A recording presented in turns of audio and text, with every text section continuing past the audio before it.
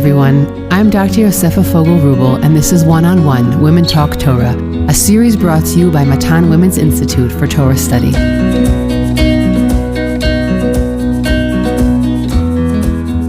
Welcome back to Matan's One-on-One podcast, where we spend 30 minutes speaking about a seminal figure or idea on that week's Parsha.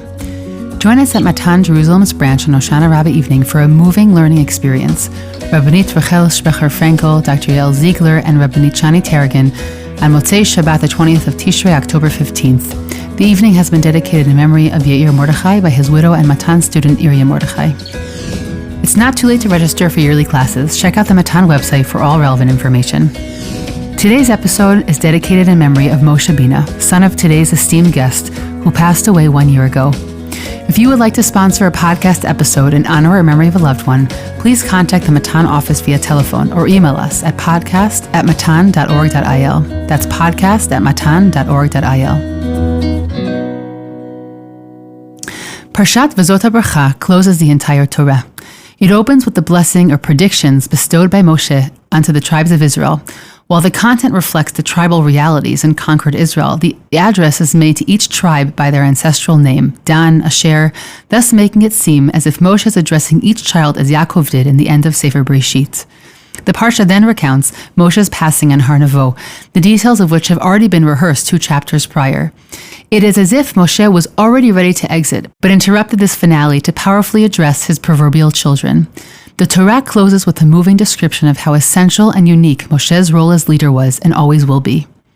Today I have the honor of closing the final Chumash with Rabbanit Malka Bina. Rabbanit Malka Bina founded Matan in 1988 and served as chancellor for 33 years. She has now taken on the role of president, and she continues to guide Matan's growth and development. Rabbanit Bina is a visionary and is widely recognized for her revolutionary work in advanced Torah learning for women. She has won numerous prestigious awards, including being decorated as Yakirat Yerushalayim, Worthy Citizen of Jerusalem in 2021, and receiving an honorary doctorate from Bar Ilan University in 2022. Rabbanit Bina, it is a pleasure to have you here today. It's a pleasure to be here, Yosefa. We last met many episodes ago where you spoke about your journey coming into the world of learning and of establishing Matan, and I think that it's really fitting that we're going to finish the Parshiot together today. So thanks for being here. Right. I also thought so. Like, sometimes beginnings are good, but endings are also important. Yeah, totally. So take us into the point of this week's Parsha that you want to illuminate for us today. Maybe I'll just 1 minute say something about Moshe. Yes. He was our firstborn, our Bechor. He guided us into becoming parents. But I don't want to talk about the overall picture of my son. Just mention, as this is a podcast, a shir, kind of mini shir, his dedication, devotion, love of Torah learning, both Gemara and Tanakh. He enjoyed the Parshanut of Rav Shimshon Fal Hirsch, but also Hasidic Parshanut. He did a Siyum Hashas 3 years after the Daf Hayomi finished. Like, he kind of wasn't able to keep up with the pace, but he did it. He made himself a goal, and he did it. And also, I just want to mention, as a mother, every once in a while I would write a short Dvar Torah I would send to the students at Matan or to friends, and he would be on my list, and I would send it to him.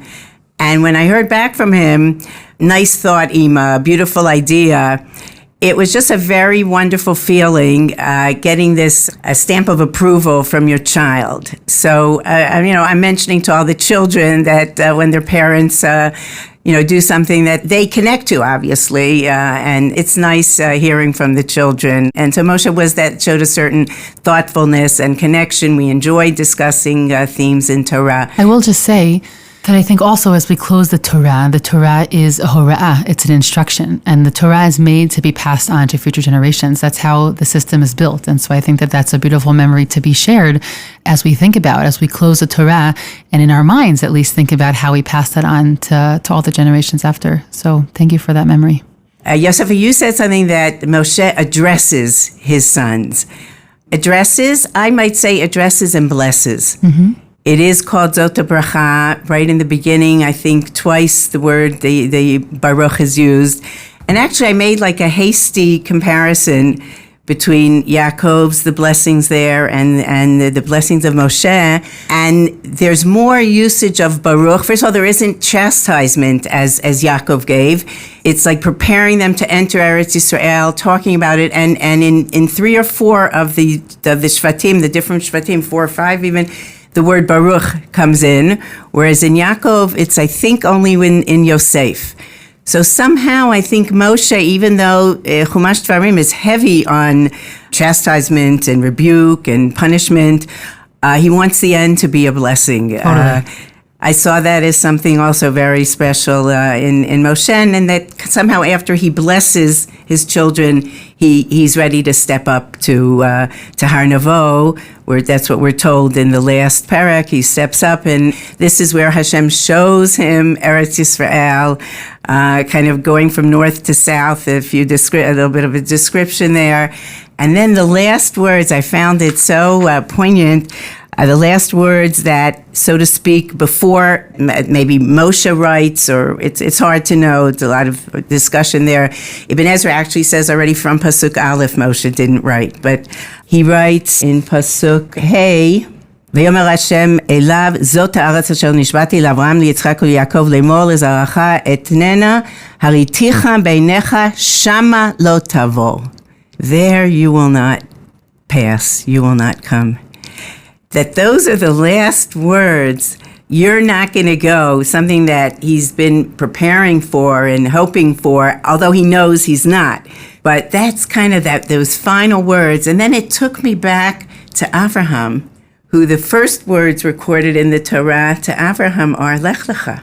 And the last words kind of spoken to Moshe, Shama lo tavor. Like it made me somehow feel, as if I were Moshe, what would I hear? What would I think? I mean, I am just about to give my neshama, and I know, but kind of God reinforced that point again, that somehow this is a kachak gzeira lefanai, almost with Rabbi Akiva, that this is what has to be, Moshe, and they're going to come to Eretz Yisrael. You bless them about the different places and different lands in Eretz Yisrael and how they, but somehow you will have to already ascend to Shemayim here and not go in with them. I think that if you take that comparison of Avraham to Moshe, I think that maybe this is a negative perspective on the Torah, but I think it might just be realistic, which is that the point of Torah, and definitely halakha later on, is to create boundaries. And so on one hand, we want people to go forth and to grow and to fulfill big missions. On the other hand, the function of the Torah is also to place boundaries in places where it's no longer correct and in the right place. And so when we end the Torah, as you said, on a high, like we're on a high here, and the brachot and the death of Moshe, which it almost feels celebratory, by the way. I don't feel like we end the Torah. Maybe this is just my perspective. I don't feel like we end the Torah sadly from his death. I feel it's a kind of death that's celebratory. No, we've been preparing for it. Exactly. Yeah. We've been preparing for it. And then we discuss how special Moshe is. But that the emphasis, as you're saying, on the fact that he won't go into Eretz Yisrael, to me sort of embodies what Torah life is. It's a life that says dream big, but also know that there are limitations that we're going to place on you. Yeah, no, accepted. And then these are not the final words of the Torah. There's still another 8 psukim, which I would say eulogize Moshe. That's an excellent description of them. They really are. And I don't think I ever thought about it in that word, but that's beautiful. It's really a eulogy for Moshe. Yeah, that's the feeling that I got in reading those psukim. Once I went back to Avraham, I also thought that in the same, in Zot HaBracha, where it discusses Moshe is not going into, the different parts of Eretz Yisrael, Moshe is not going into there, and it's preceded by the Bracha. What we have in Avraham is the other order, that Avram's told to go to Eretz Yisrael, and immediately there are 3 psukim of Bracha.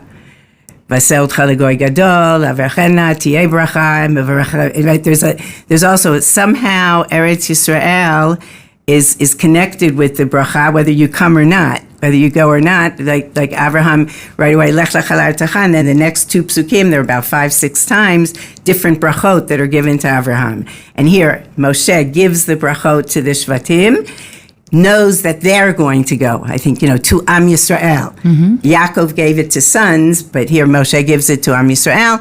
And knowing that they're going to go into Eretz Yisrael with that bracha that he's giving. You're saying they're kind of like chiastic bookends. If you start the Torah really from Abraham, which is an interesting proposition, by the way, because the first 11 chapters of the Torah really are their own unit. And in certain ways, the Torah, as it relates to Am Yisrael, does start in chapter 12 of Breshit with Abraham. I think that that's a beautiful way of looking at it, that there are these chiastic bookends of the correlation between the entry on the scene and the brachot, and then the exit from the scene of the Torah. Okay, so we're going to now look at the eulogy that's given for Moshe. Right.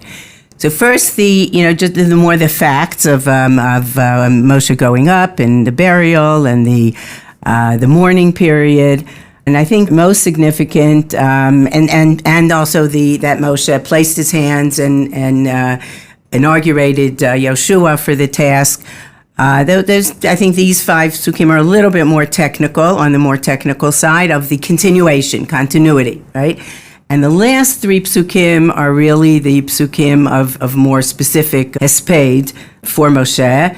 Lo kam navi od b'Yisrael ki Moshe, asher yeda'a Adonai panim el panim. Right, there didn't arise another prophet in Yisrael such as Moshe, that God, now this is very interesting, yeda'o, singled him out, intimately knew him intimate, right. And it doesn't even use the word speaking. Was intimate with him, close to him, it knew him well, and was intimate with him face to face. And that's like, we're now face to face, Yosefa, kind of looking, and there's a closeness, but here Rashi even says libo gas, like his with somebody else, this may not have been proper that Moshe could anytime turn to God, that he was like on such familiar palsy-walsy, we used to say, terms with God. But that's what it was. That's what it was. He had developed this relationship, with God up in Shamayim, in the earth, God singling him out at the burning bush, like somehow, like God singled him out. God was intimate with him. It wasn't, and then Moshe realized it, and he almost took liberties a bit. Libo gas is a little bit negative, in a sense, but I don't think Rashi means it that way, or the Midrash. But he was, because of this familiarity, he was able to turn to God when he wanted or needed. I think it's also interesting that it says panim el panim, face to face, because we know that when Moshe asks God to see his face, God tells him no. So there's this moment here at the end where we sort of feel like, it's giving some extra credit to Moshe that he really did. Right. Maybe it wasn't exactly the intimacy that he had ultimately wanted, but he had the greatest level of intimacy with God that anybody could ever achieve, even if God denied a particular request of his. Right. And I think, there's always, many see the panim as the pnim, right? Like somehow internally they connected. There was something as high as a human being could be in a divine way, right? We're in a body. In a human way. In a human way. Mm-hmm. But as high of a divinity within a human can be, right, within a human frame. Mm-hmm. So Moshe was able to reach that, and then he was somehow panim el panim, that Moshe's kind of inner self was somehow very closely connected to God, and they could speak intimately. And this was all necessary, and it was just a relationship that developed. And then when God saw what Moshe was able to do, he realized that now this is the time that we can bring on the 2 really history-changing events for the world and for Bnei Yisrael, right, of Yetziat Mitzrayim and Matan Torah. And there was this bond of intimacy and this level of prophecy and connection to God that Moshe was able to reach, enabled him to do all the signs and miracles that in Egypt, and take the whole land. And there's a lot of also lechol, if you know lechol ha'otot v'motim l'paro lechol avodav lechol artzo. L'chol hayad ha'chazaka u'l'chol ha'mareh. Yeah. And then they call Yisrael 6 times in these 2 psukim that, we always think of God as all-encompassing, omnipotent, all-consuming, all-knowing. But I think it's telling us that this panim el panim, that somehow Moshe also had this ability to connect into God and to take 3 million people out of Egypt. And this was a strong land. It was the top of the culture and everything that was going on in Egypt, and that he was able to bring the miracles and the signs and get Paro to somehow, against his will kind of, but at some point he was able to orchestrate the leaving of Bnei Israel from Mitzrayim. And then the Yad HaChazakah and Morah Gadol that most commentaries understand as Matan Torah, and doing all this, like this, in the first pasuk we're talking about the Egyptians, going and facing the Egyptians, even though he didn't have the ability of speech and whatever, but somehow he found it. He found this speech, maybe through this intimacy with God. He felt stronger and felt more confident. And then the next pasuk is Uleinei Kol Yisrael. Like it's not, but you have to first face the world, face the Egyptians, give them the message, bring the Jews out of that, the pagan and the under the subservience of Egypt and slavery, and then to be able to with the Yad HaChazakah, the Morah Gadol, if we want to see this as the great wonder and the awesomeness of Matan Torah that Moshe was able to bring in front of, before all of Bnei Israel. So if I understand you correctly, you're sort of looking at these psukim as there's a flow. First, it speaks about the spiritual status of Moshe, and then it moves to his abilities that developed over time in the land of Egypt and to partner with God in those historical events. But then ultimately, of course, most of his energies end up getting sort of filtered back towards Am Yisrael in order to take that divinity that is both his and God's, of course, to bring it to Am Yisrael and to engender that trust and that connection that he has with God, also to be a conduit for that with the people. So there's sort of that going from the outside and then bringing it back in to Am Yisrael. I think that's a very beautiful reading of these psukim.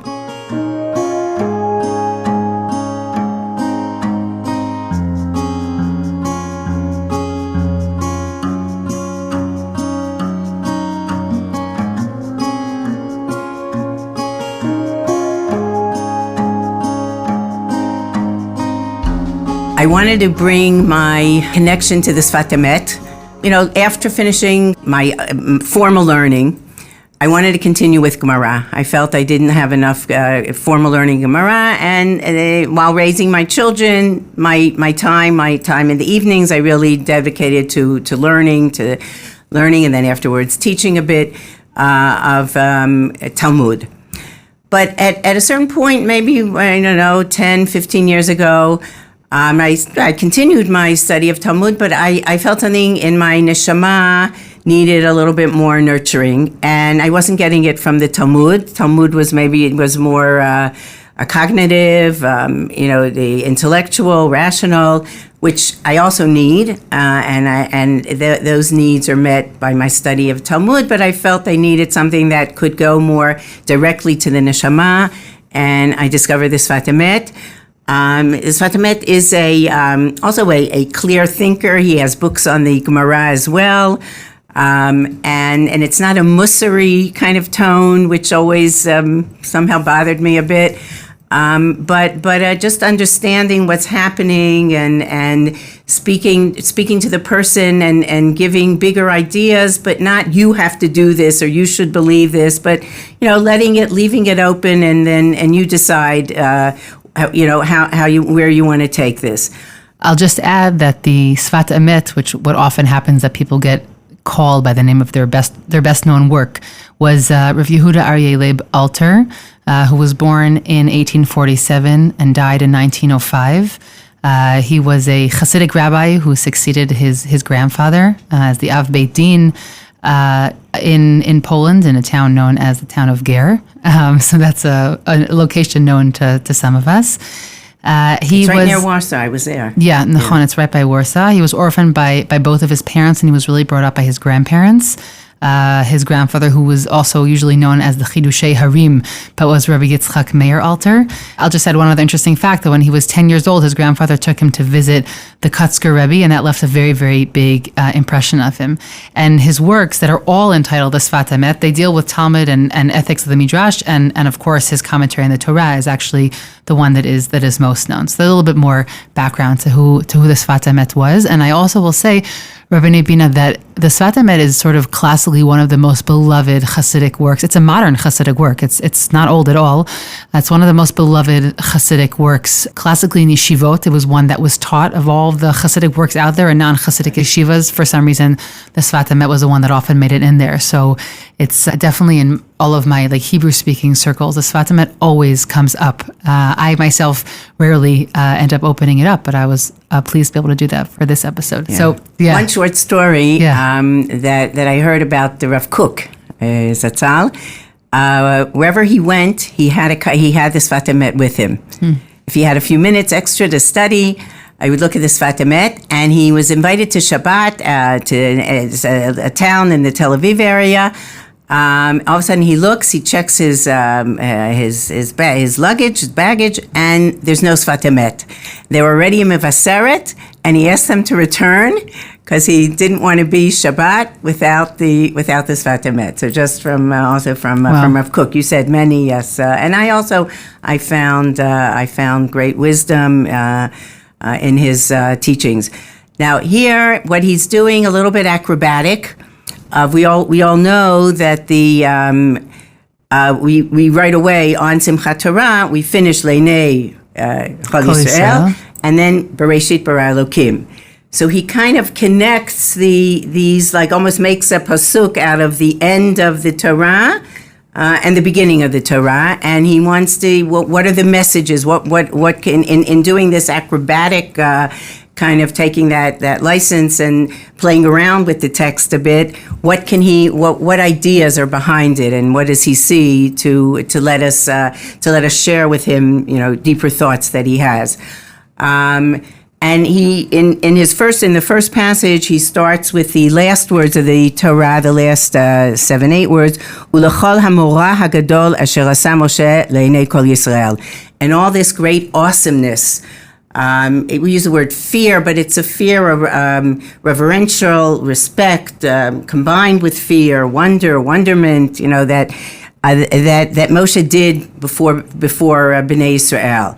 Now, this idea of Yirat Hashem, of Yirah, of this awesomeness that Moshe is doing, he's doing things to bring this awesomeness.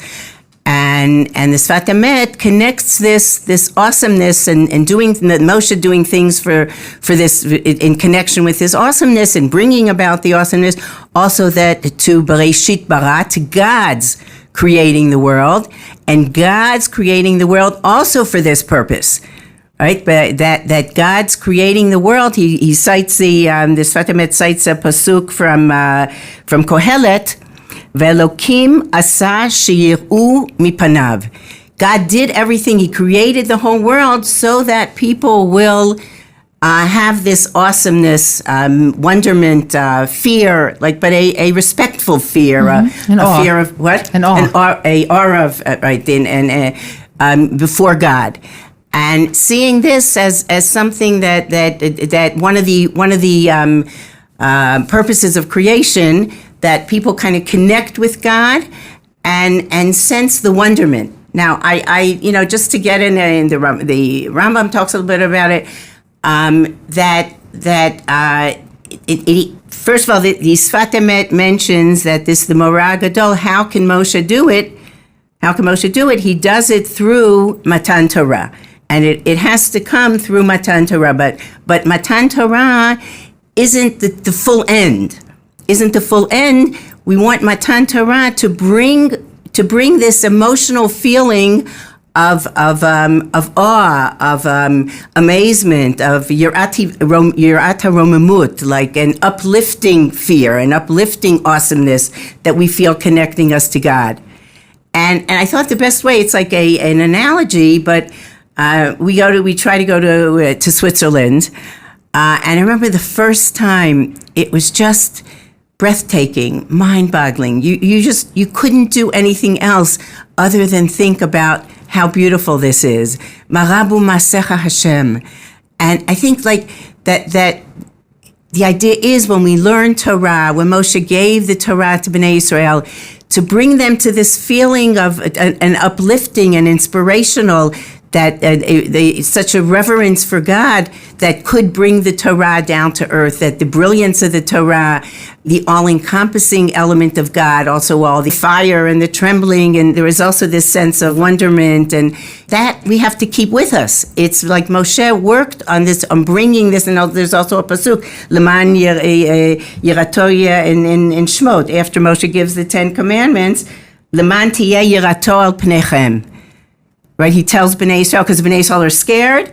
He says, "You're right. You're right. Hashem gave, right. Don't be so worried about it. It's okay. It's okay to have this little awesomeness of God. He is great. He is all encompassing. He is omnipotent. You know. So you feel this sense, this breathtaking, this stop the world. Kind of feeling. Fine. Wonderful, and this type of yirat romimut, that you have a respect and an admiration, emotional connection, reverential, awesome, to God is a wonderful feeling. I think that the Sefat Emet, as you said, he's sort of doing a literary reading. He's saying, how do people hear it? People hear these psukim as one connecting the other, and I think that what he's doing here is that when you open up the Torah, Bereshit bara Elokim et hashamayim v'et haaretz, there's no explanation why. And it just says that God created the world. So you have to ask yourself, why did he go about on this adventure?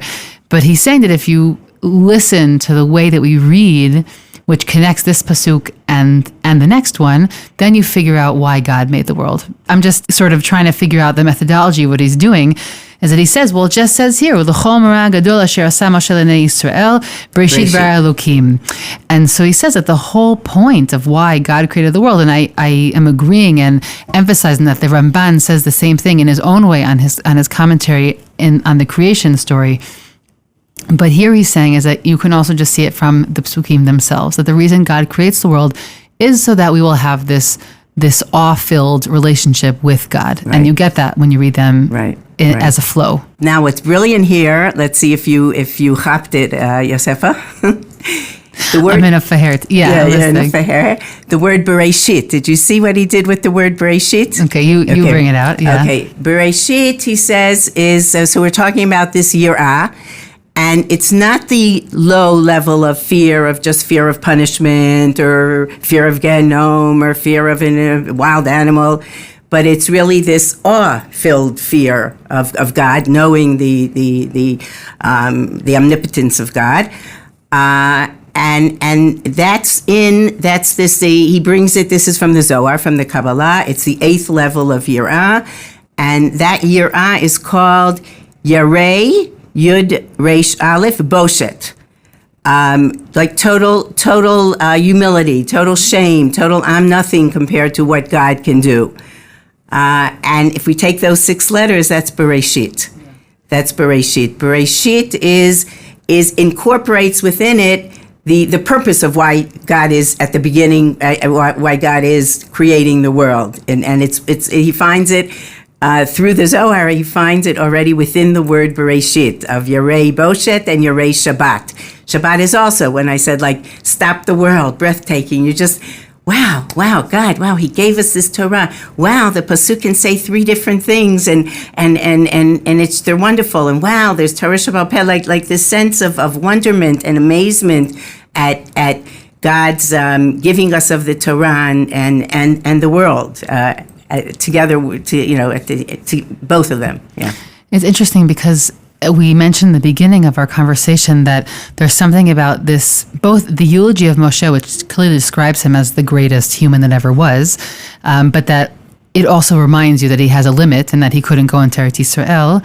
That it's interesting that the Sefat Emet ultimately is saying that the purpose of creation, or of bringing the world into existence and then bringing us into existence, is ultimately to remember our place. Meaning, ultimately why we're supposed to be here is to, when I hear Yireh Boshet, I think of, it means you have to remember your place in front of God. That God does X, those who are God's servants, or even his greatest servant has a role, but that we regular people have to remember what our place is in the world. So it sort of connects for me back to that, the duality of how Moshe is presented as both being the greatest human that ever was, and yet he himself also had a tremendous limitation that marked the end of his life. So it's just a very powerful piece about how you open up the Torah and what you're supposed to see is, wow, God made this whole thing. I'm very, very small in comparison to what God does. I get brought in, a number of days later. He's already been busy for days creating things. So that's sort of a piece that was coming up for me as you were explaining that second passage of his. Yeah, no, and I also what I liked when, kind of things click and like that already. Taking this Kabbalistic interpretation of Bereshit, including this special, this human fear of God, the Boshet, and at the end of the Torah, one of the last words is Morah Hagadol, that also Moshe was able to collaborate with God in bringing this this special yirah of wonderment, of awesomeness of God into the world. And then in the second passage, he doesn't start with the Morah. If you look at the passage, it starts with Asher Asa Moshe Leinei Kol Yisrael. Things that Moshe did. Now it's very interesting because it uses Asa and it doesn't use Diber.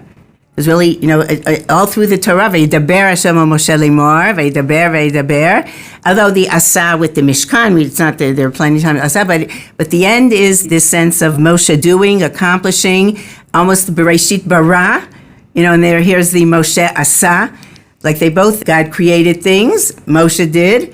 As you emphasize the vayas, the doing versus the speaking, it brought up two thoughts. One is going back to this idea that Moshe himself claimed not to be a man of words. So it's sort of meaning that ultimately we're going to monumentalize what he does over what he says. And the other piece is just a human nature piece, which is that ultimately the actions that people perform leave much more of an impact than the things that they say, right? There's that phrase about raising children that we say to children, don't do what I do, but do as I say, but they always will do the opposite, right? Mm-hmm. They'll do what we do and not do what we say. Right. And so that also comes up here, which is that ultimately people's actions leave a much greater impression than the things that they say. And so for all the things that Moshe said, or all the ways that he sort of served as God's mouthpiece in the world, ultimately his actions were the moments that left the greatest impression, or are supposed to leave the greatest impression on Am Yisrael. Right, and I think this connection, bringing it back to Bereshit, is that what empowered him, what gave him the strength to do all this, to do what he did. Can we imagine Yetziat Mitzrayim, Matan Torah, leading this nation that was not an easy nation to lead all these years, and then going to Paro and to all the servants and all Yisrael and all the Yad Chazak, what enabled him? Bereshit. It came don't finish the pasuk there, Leinei Kol Yisrael. But how did he do all this? And that's what the Sefat Emet, that's the acrobatics here that's so beautiful. Bereshit, he did it with Torah. Beautiful.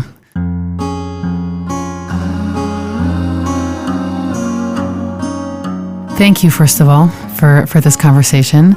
I guess I just wanted to end today's episode and say that this episode closes our series on Devarim, but it also closes another Torah cycle. Each week, we have tried to bring a fresh, candid look on our most sacred, beloved, and familiar Torah texts through the prism of a specific commentator or central idea on the Parsha. These conversations have helped me look at Torah texts and ideas in a new light, and I pray that they have done the same for you. The Matan Parsha podcast series began with Shmot, so our personal cycle will come to initial completion at the end of the book of Bereshit.